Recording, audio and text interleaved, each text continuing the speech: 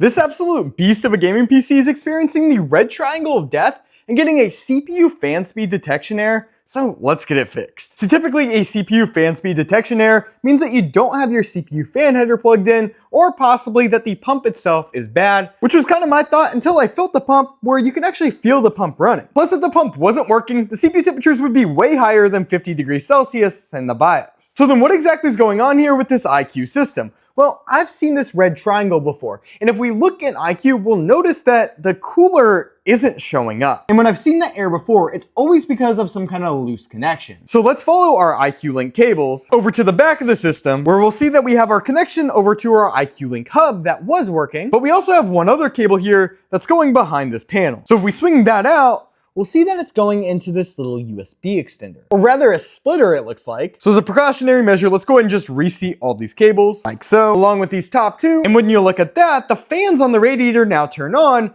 but we're still getting the red triangle of death. But what's even more weird is that if we go into Corsair iCUE, we now see an iCUE Link cooler, but that's not the cooler we have. That's an H150i RGB when we have the LCD version. So then what's causing us to still get that red triangle if all of our cables are secure? Well, I noticed something. You see how this pump top is crooked? If you look over to the side, I don't think this thing is secure.